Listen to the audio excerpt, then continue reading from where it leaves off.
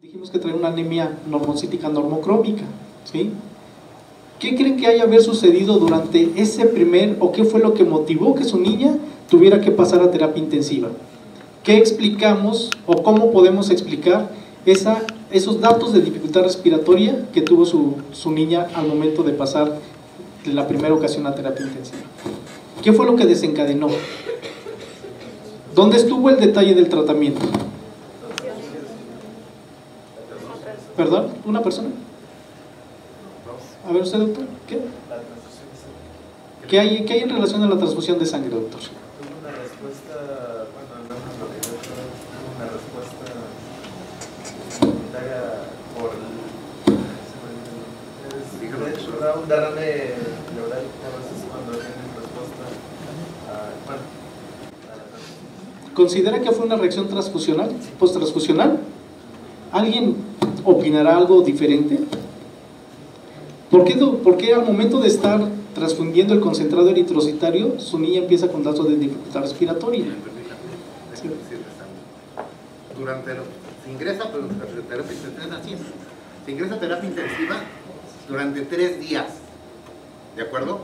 Con datos clínicos de dificultad respiratoria, polimnia y estertores broncoalveolares y necesidad de oxígeno suplementario.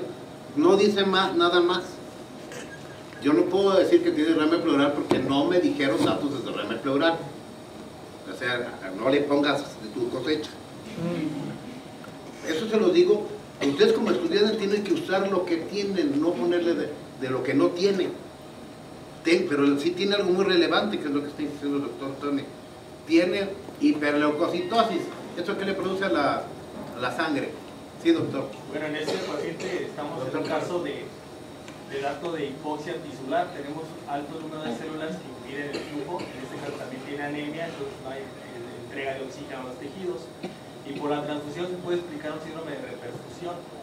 Entonces puede haber una cascada de otros antioxidantes que puede generar un SIRPA o un SIR en este caso. Eso es lo que yo creo. ¿Algún otro comentario? En relación a esto, porque eso es lo que nosotros, eso es lo que queremos que ustedes se lleven de enseñanza respecto a este caso, ¿sí? Créanme, si en este momento pudiéramos tener aquí un infectólogo, pudiéramos tener, no sé, a un neumólogo, a un nefrólogo, todos tendrían algo que decir en relación a su niña, ¿sí? Algo que debe de interferir o que debe de estar ocasionando esta parte de este deterioro a nivel pulmonar de su paciente. Algo muy sencillo, doctores. Si yo tengo una hiperleucocitosis de 190,000 y tengo anemia y tengo plaquetopenia, ¿qué va a suceder si yo le agrego concentrado eritrocitario? ¿Qué va a pasar con esa hiperviscosidad? ¿Qué va a pasar? Entonces, ¿tenía indicado, era correcto o estaba bien fundamentado la transfusión de este concentrado eritrocitario? ¿Tendremos contraindicaciones para la transfusión de concentrado eritrocitario en el caso de una hiperleucocitosis? Pues sí, claro que sí. Eso fue lo que en algún momento dado hizo que existiera una repercusión a nivel pulmonar. Imagínense si está con la hiperviscosidad y aparte le agrego mayor o incrementar factores para hiperviscosidad, ¿qué va a suceder? ¿Qué problemas desde el punto de vista clínico puedo tener? El doctor comentaba un síndrome de reperfusión. Primero, para que haya síndrome de reperfusión tiene que haber isquemia. Pero sí dijo correctamente que afecta a la entrega de oxígeno. Entrega de oxígeno es el contenido arterial de oxígeno por el índice cardíaco. Pero aquí tenemos un problema. ¿Qué se ve afectado por la hiperviscosidad? ¿Cómo circula la sangre? ¿Lento o despacito? Lento, parece aceite. ¿Eso qué disminuye? El gasto cardíaco. Por lo tanto, hace mayor esfuerzo el corazón. Si ustedes notan la exploración de ingreso, ¿tenía ingurgitación yugular o no? ¿Qué les está viendo? ¿Tenía taquicardia muy importante? También, de 120 y tantos. Y tenía una presión de pulso disminuida cuando llegó. Te estoy gritando, tengo hiperviscosidad sanguínea y tengo un grado de falla cardíaca. No tenía hipoxia tisular en general. porque nunca le medimos la reserva venosa central, que nos puede dar un indirecto del no mismo. Tampoco tenemos una cifra de lactato, pero la reperfusión siempre se da que haya isquemia total y que lo transfundas. En este caso no. Al transfundirlo produce mayor hiperviscosidad, disminución de la entrega de oxígeno, disminución de la hematosis pulmonar y evidentemente dificultad respiratoria. ¿Qué otra cosa pudo haber tenido? Una embolia pulmonar. Una neumonía que también puede empezar, que tuvo neumonía, no se quita en 3 días. Porque eso fue lo que sucedió. En los casos clínicos, cuando los tienes que pensar, puede tener esto, o puede por tener esto. En este caso no tuvo neumonía porque lo estamos viendo en retroscopio, doctor Torres. Respecto al compañero, el doctor estaba comentando, acuérdense que las reacciones posttransfusionales van a ir asociadas a aumento en bilirrubina y las más frecuentes van a ser por anticuerpos de clase IgG, lo cual empiezan aproximadamente de 48 a 72 horas después de la transfusión, mientras que la niña empezó con estas manifestaciones muchísimo más temprano. Para lo que son nuestros pacientes, en especial a lo que es los pacientes con leucemia y todos los padecimientos oncológicos, pero más en lo que son las leucemias, existen algo relacionado con lo que nosotros llamamos las urgencias oncológicas. ¿Qué urgencias oncológicas? De antemano, nuestra niña nos estaba alertando. ¿De qué te vas a enfrentar? Número uno. Síndrome de lisis tumoral. Síndrome de lisis tumoral. Si yo tengo una hiperleucocitosis, una de las manifestaciones o una de las complicaciones propias que puede presentar nuestro paciente, inclusive antes de tener el diagnóstico de una leucemia o haber certificado el diagnóstico de una leucemia, es el síndrome de lisis tumoral. ¿Sí? Imagínense qué está pasando con toda esa cantidad de células que están tratando de circular a través del torrente, en el cual en algún momento va a haber una gran cantidad propiamente de desechos intracelulares que nos van a ocasionar problemas que de antemano pueden ser inclusive muchas veces la parte de descompensación metabólica de nuestros pacientes e inclusive estas complicaciones que sean directamente las responsables de llevar a la muerte a nuestros niños. Hemos tenido niños que de repente llegan al servicio de urgencias y nos dicen: ¿qué cree, doctor? Ayer llegó una niña que parecía leucemia. Parecía leucemia, ¿por qué? Porque llegó con una serie de complicaciones metabólicas tan importantes que le condicionaron la presencia de un paro cardiorrespiratorio y nunca tuvimos la oportunidad de poder hacer un aspirado de médula ósea y certificar el diagnóstico, ¿sí? Como parte de esas complicaciones. Ok, síndrome de lisis tumoral. ¿En qué consiste el síndrome de lisis tumoral? ¿Cuándo debo de sospechar síndrome de lisis tumoral? ¿Doctor? Hay 3 condiciones, casi siempre una cuarta. Hay hipercalemia, hay ácido úrico puede estar elevado y el fosfato, y generalmente hay hipocalcemia. Adicionado a insuficiencia fosfato renal aguda. Ajá. ¿Ok? Bueno, muy bien. Entonces, nuestra triada para considerar el diagnóstico de síndrome de lisis tumoral es hipercalemia, hiperuricemia e hiperfosfatemia, asociado en ocasiones a hipocalcemia e insuficiencia renal aguda. La hipercalemia, obviamente, como parte del electrolito intracelular más abundante, ¿sí? La hiperfosfatemia se explica porque se menciona que las células tumorales suelen tener hasta 4 veces más de fósforo en su interior, ¿sí? Y la otra parte de la hiperuricemia como parte de los metabolismos de los ácidos nucleicos. Yo siempre les digo a ustedes como estudiantes, cuando nos enseñan las vías metabólicas, ¿para qué servirán? ¿Sí? Aprendemos el nombre de las enzimas, cuál es el producto que sigue después de tal enzima, pero muchas veces no tenemos la idea para qué nos sirve. Bueno, en este caso, aquí está la utilidad de saber el metabolismo de los ácidos nucleicos y obviamente la parte importante del tratamiento de este síndrome de lisis tumoral. Si yo no le doy tratamiento a mi síndrome de lisis tumoral, mi paciente se va a morir, ¿sí? ¿Qué otra urgencia oncológica tenemos, aparte del síndrome de lisis tumoral? Ahora, perdón, esta niña teníamos la alteración metabólica. No, pero teníamos factores de riesgo. ¿Cuál era ese factor de riesgo? La hiperleucocitosis. Ok, entonces estábamos ante un gran riesgo y por lo tanto teníamos que dar tratamiento para el síndrome de lisis tumoral. ¿Qué otra urgencia oncológica puede presentar nuestra paciente? Síndrome de vena cava. Síndrome de vena cava superior. No teníamos, perdón, no les comentamos ahí de la tele de tórax, no recuerdo si va ahí, pero en la tele de tórax no teníamos ensanchamiento mediastinal, ¿sí? No teníamos ensanchamiento mediastinal. Otra urgencia oncológica, hemorragias. Ok, entonces, ¿está indicado transfundir plaquetas?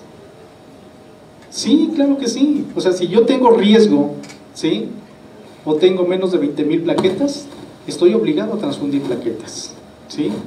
Entonces, esa es la forma para tratar de disminuir el riesgo de hemorragia sobre algún órgano vital. Otra urgencia oncológica. ¿De qué otra cosa se me puede morir mi niña? Infecciones. Y si tiene seroneutrófilos, y la principal manifestación del proceso de los problemas infecciosos suele ser la fiebre, entonces tenemos algo que se llama fiebre y neutropenia, ¿sí? La parte importante de la fiebre y neutropenia es que nuestros niños, si no son atendidos en forma oportuna, nuestros niños se nos pueden ir por un choque séptico en cuestión de horas. La parte importante de esta fiebre y neutropenia es la siguiente, ¿sí? Se menciona que desde el momento en que mi paciente ingresa un agente patógeno, ¿sí?, pueden llegar a transcurrir un promedio de 1, 2, 3, hasta 6 horas, donde desde el momento que existe este ingreso de este agente patógeno al torrente sanguíneo de mi paciente, suelen transcurrir 6 horas para que yo presente la primera manifestación, que es fiebre, ¿sí? Al momento de 8 horas, vean cómo en algún momento dado van aumentando en forma exponencial el número de colonias formadoras de colonias. A las 8 horas de haber ingresado este agente patógeno y 2 horas después de haber presentado la fiebre, mi paciente ya puede estar en septicemia, ¿sí? A las 10 horas, prácticamente yo tengo el riesgo de que mi paciente presente choque séptico, y habitualmente a las 12 horas nuestro niño se puede morir si es que no recibe un tratamiento con antibiótico-terapia de amplio espectro en forma oportuna. ¿Tenemos muchas horas para que en algún momento pueda perder a mi niño? No. O sea, vean cómo en algún momento dado la fiebre y neutropenia, ¿sí?, puede ser la condicionante de perder a nuestro niño, ¿sí? La presencia de fiebre y neutropenia es una urgencia oncológica que debe de ser tratada en forma inmediata. ¿Sí, doctor? Considerando que una manifestación clínica casi siempre es fiebre, ahí cómo puede saber, casi siempre está presente la fiebre, entonces para cuantificar esas 6 horas previas, si es un poco confiable eso, es decir, una manifestación presente es fiebre, pero la fiebre se presenta después de 6 horas, Sí. Entonces antes, por ejemplo en la hora 2, si ya tenían fiebre, eso generalmente se relaciona a los 4096 números de organismos, o no tiene relación. O sea, de hecho aquí una parte importante va a ser la cantidad de unidades formadoras de colonias, lo que te va a dar la posibilidad de que empieces a tener manifestaciones clínicas. Probablemente con 4 unidades formadoras de colonias no vas a tener, aún todavía no vamos a tener la posibilidad de que se desencadene todo el mecanismo, ¿sí?, del mecanismo inmunológico para la presencia de la fiebre. Tal vez se ha observado que requiramos un total de estas unidades formadoras de colonias capaces para desencadenar el mecanismo inmunológico de la fiebre.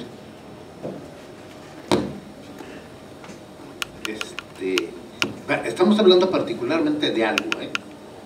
Esto que presenta el doctor Torres, esto es un estudio experimental, eso es evidente. Yo no te voy a poner y te voy a contar a ver cuántas bacterias te caes en choque séptico y en cuánto te mueres. Eso define eso. Hasta el 2007, particularmente, las guías de sobrevivencia a la sepsis recomendaban el uso temprano de antibióticos. Ojo, y lo recomendaban con recomendación clase E, que a los expertos nos parecía bien usar antibióticos. ¿Qué quiere decir? Que no iba ningún estudio multicéntrico aleatorizado que demostrara el beneficio de antibióticos en el 2007.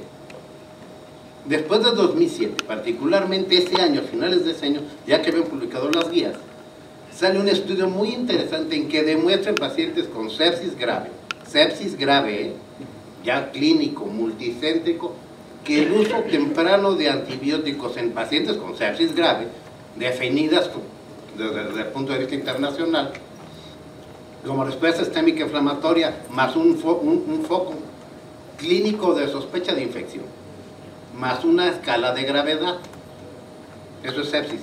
Si a eso se agregan datos de hipoperfusión o disfunción orgánica, es sepsis grave.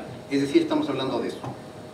Pues mejora por cada tiempo que te retrases, 1 hora por cada momento que te retrases el uso adecuado de antibióticos, se muere el 17.7% más. Es decir, es muy importante el uso de antibióticos. Eso que te acabo de comentar es la respuesta clínica a esto. Es evidente que si tú dejas crecer el número de la carga bacteriana, vas a tener respuesta secundaria. Y es lo que le está mostrando. En un paciente con sepsis, con fiebre, sin foco séptico importante, pero neutropenia, adivina qué, no hay quien te defienda. Eso es lo que le está ejemplificando, la importancia de la enfermedad, doctor Sol. Sí, doctores, prácticamente son guías de partida, ¿sí? Prácticamente alguien puede decir, ay, ¿cómo llegaste a esto? Bueno, pues es prácticamente de esos estudios tal vez que en algún momento dado se tuvieron pacientes que llegaron a tener tal vez neutropenia, ¿sí? Y que de alguna forma estuvieron tomando hemocultivos seriados, ¿sí? Y al momento se observó a qué cantidad de carga bacteriana se tenía y el tiempo transcurrido y cómo evolucionan nuestros pacientes, ¿sí? De acuerdo a la evolución de ellos, y obviamente la cuestión de tener esta parte de situaciones críticas. Y otra parte de lo que viene siendo las urgencias oncológicas, ¿cuál sería? ¿Por qué falleció nuestra niña?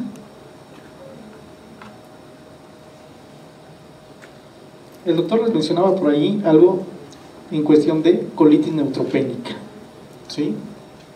¿Qué hay en relación a la colitis neutropénica? Ustedes han escuchado hablar de enterocolitis necrosante, ¿verdad? ¿Sí?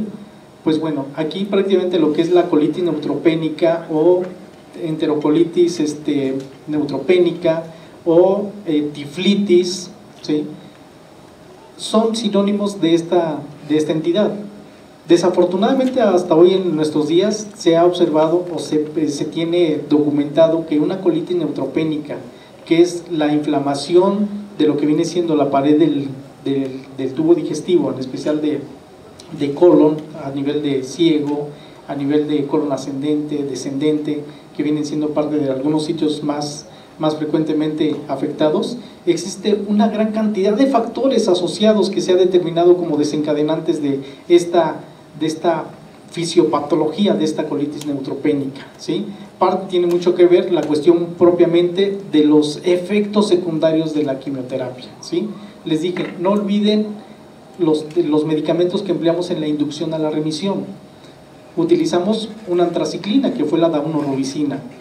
Utilizamos vincristina, ¿sí? Dentro de lo que es la vincristina, con sus efectos propios de neurotoxicidad, ¿sí? Periférica o toxicidad periférica.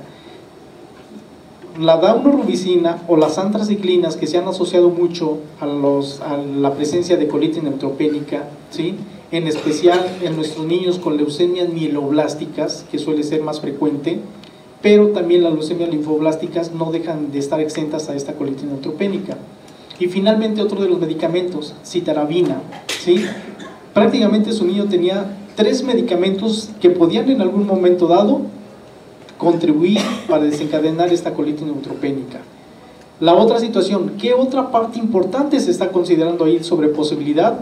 Sobre prácticamente la translocación bacteriana, ¿sí? Si existe un aumento en el grosor, obviamente existe la mayor posibilidad de que pueda existir translocación bacteriana hacia la parte de lo que es el espacio intravascular.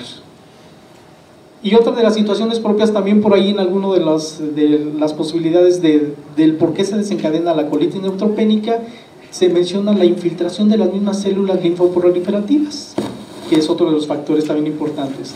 La colitis neutropénica, aunque es más frecuente en nuestros niños con leucemia mieloblástica en primer lugar, leucemia linfoblásticas también, y en los linfomas no Hodgkin, que son los que más comúnmente suelen ocasionar colitis neutropénica, ¿sí? Existen otras patologías también oncológicas que, aunque en menor frecuencia, también nos ocasionan colitis neutropénica. Esa es la parte importante sobre la cual nosotros quisimos traer este caso, que de alguna forma ustedes vean que de lo que menos hemos hablado ha sido de leucemia, ¿sí? Pero hemos hablado de las complicaciones propias de la misma leucemia, ¿sí? Desde el punto de vista de fisiopatología, como también al mismo tiempo de todo lo que es la parte de complicaciones y efectos secundarios de la misma quimioterapia, ¿sí? Créanme que muchas veces nuestros pacientes, esta niña, a final de cuentas, créanme que desde el punto de vista hematológico estaba con remisión. ¿Qué significa? Que no había células de leucemia en su médula ósea, en un control de aspirado de médula ósea. Entonces, la leucemia fue que en algún momento dado fue la determinante para la defunción o la pérdida de nuestra niña en forma directa. No. ¿Qué fue lo que contribuyó que en algún momento dado nosotros perdiéramos a esta niña? Pues toda la serie de complicaciones propias esperadas de la quimioterapia, ¿sí? En algún momento dado, cuando nosotros tenemos un paciente con leucemia y vamos a iniciar este tratamiento, ¿sí? De alguna forma ya le decimos a los papás, ¿sabe qué? Su niña puede tener riesgos de complicaciones a nivel renal por algo que se llama síndrome de lisis tumoral. Puede llegar a tener una hemorragia grave en forma súbita sobre un órgano vital, incluyendo el sistema nervioso central, que puede ser la desencadenante de que en algún momento yo tenga una hemorragia del sistema nervioso central y hemorragia masiva y pierda a mi niño, ¿sí? Y las otro tipo de complicaciones, ¿sabe qué? Puedo tener el riesgo de que se le inflame el intestino, y a esto le llamamos colitis neutropénica. O su niña puede llegar a tener una infección grave que compromete la vida de su bebé. ¿Cuáles son las razones por las cuales nosotros perdemos a nuestros niños? Infecciones y hemorragias, ¿sí? Y eso lo vivimos nosotros día a día, de tal forma que independientemente de la especialidad que ustedes quieran hacer o subespecialidad que quieran hacer en algún momento dado, se van a topar con niños oncológicos, ¿sí? Si quiero ser cardiólogo, voy a ver niños con riesgos de cardiotoxicidad por quimioterapia. Quiero ser nefrólogo, puedo ver niños con riesgos de insuficiencia renal por síndrome de lisis tumoral, ¿sí? Quiero ser intensivista, pues a nuestro intensivista, ¿no? Entonces, todo este tipo de complicaciones no son nuevas para nosotros. ¿Cuál es la parte importante de nuestros niños? Que indiquemos y abordemos en forma inmediata a nuestro paciente. Si yo no abordo en forma inmediata un síndrome de lisis tumoral, se me va a morir mi niño. Si no abordo fiebre y neutropenia en forma urgente, ya vemos que lo vamos a perder. Y si en algún momento dado yo no indico o no sospecho o no hago el diagnóstico de una colitis neutropénica y tardo unas horas en iniciar un tratamiento, también lo voy a perder, ¿ok?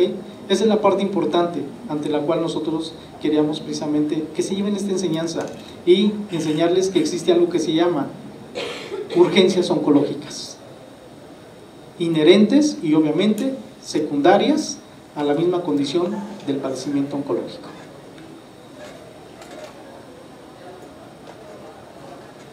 Perdón, ya nada más otra de las... Esta de las diapositivas, perdón, doctor, es que así como la cantidad de unidades formadoras de colonias van aumentando en forma exponencial y me van dando toda la cascada de eventos, ¿sí? ¿Qué es lo que sucede en el momento en el cual yo inicio un tratamiento con antibioticoterapia de amplio espectro en forma oportuna? Sucede lo inverso. Conforme van avanzando las horas, vean cómo también en forma exponencial van disminuyendo las unidades formadoras de colonias, ¿sí? En cuestión de horas, ¿sí? Pero vean cómo se va incrementando la presencia de lo que vienen siendo las toxinas libres a nivel vascular, ¿ok? Aquí está la importancia del por qué en algún momento dado el iniciar el antibiótico en forma oportuna me va a disminuir el riesgo y sobre todo de todas las complicaciones de morbimortalidad a la cual nos enfrentamos con estos niños, ¿ok? ¿Alguna pregunta, algún comentario de lo que hemos expresado? ¿O lo hicimos todo muy bien? Ya le habíamos comentado en algún momento dado, precisamente con el doctor López le mencionaba, mire doctor, Hay este detalle, pues la niña fue transfundida con 190,000 leucocitos, tuvo dificultad respiratoria y pues bueno, ¿sí? Si esta sesión me ayuda y me enseña que en algún momento cuando ustedes lleguen a tener un paciente en sus hospitales con una probable leucemia y con hiperleucocitosis, con el hecho de que sepan que está contraindicado la transfusión, créanme que ya es una muy buena enseñanza. Si alguien de ustedes llega a tener un paciente con una probable leucemia que sabe que existe el síndrome del listo tumoral y que le van a dar manejo para el síndrome del listo tumoral y van a disminuir la mortalidad de nuestro niño, adelante. ¿Cuántas veces por ahí en nuestro centro de salud, en nuestro hospital, tenemos un niño con una probable leucemia? ¿Hablamos a algún hospital? Ah, sí, háblenos dentro de 3 días porque yo creo que en ese tiempo se va a desocupar una cama. ¿Pero qué le voy a hacer yo en esos 3 días? Se me va a morir de cualquiera de las complicaciones que hemos dicho si no lo abordamos y si no tenemos sobre todo los conocimientos, ¿sí? Y obviamente la infraestructura que muchas veces requerimos para estos niños. ¿Ok, doctores? Entonces, esa es parte de lo que estamos comentando. Esa fue la presentación del caso clínico y bueno, ya híjoles, creo que pasaríamos a la cuestión de preguntas. Aquí se nos va la presentación, ¿sí? Bueno, entonces dejamos las preguntas hasta el final. Sí, bueno, vamos a dejar las preguntas hasta el final.